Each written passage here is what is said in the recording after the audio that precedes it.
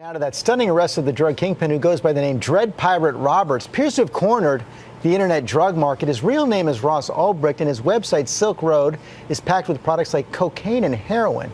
ABC's Gio Benitez is here with all the details. Good morning, Gio. George, good morning to you. The FBI calls it the most sophisticated criminal marketplace on the internet. Thousands of drug dealers used it to sell drugs and completely hide their identities.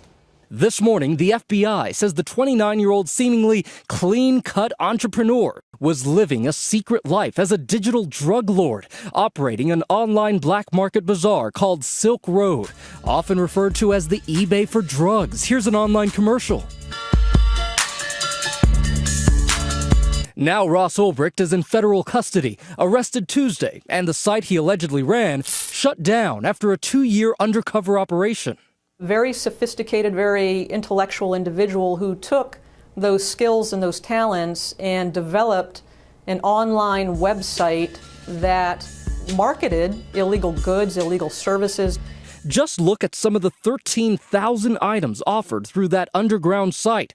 Ultra clean cocaine, clean and real LSD, high-grade MDMA, also known as Molly, all with fast and free shipping.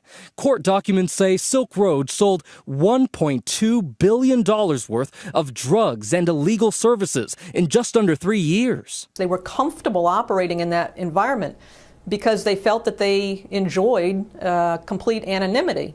Investigators say the Penn State graduate tried hiding his identity on Silk Road with the username Dread Pirate Roberts, just like in the movie The Princess Bride. You're the Dread Pirate Roberts, admit it.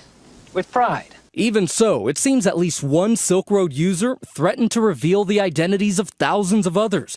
So, investigators say Ulbricht tried to execute a murder for hire on that user, offering $150,000 to a would-be hitman because, quote, "This kind of behavior is unforgivable to me, especially here on Silk Road. Anonymity is sacrosanct." Just because the Silk Road has been shut down doesn't mean that this concept is going to go away very easily. The operator made $80 million in fees. That is a huge incentive.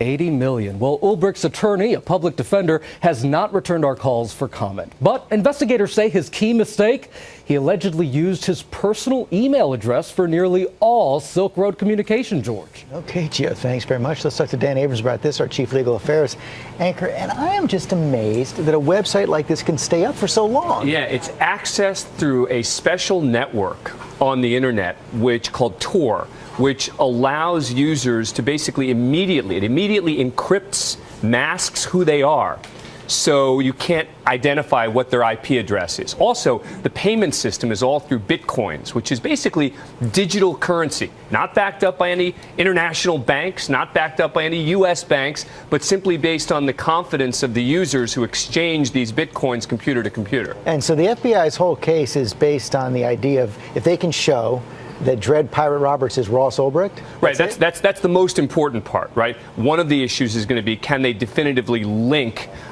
because he was trying to hide his identity on the site as well. So the first thing they're going to have to do is definitively link him as the person who runs the site. Then the second thing is, look, typically when you're talking about a website, right, people would say, well, look, if people are exchanging information and they're dealing drugs, you know, it's not our responsibility.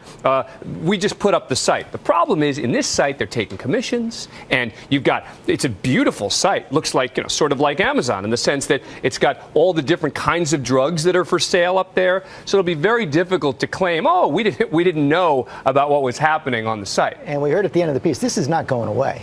Oh, yeah, no. This is going to be the biggest takedown of what is currently in existence. And you're now going to see them on warning, and yet you're going to see a bunch of smaller entities, I think, begin to try to take over.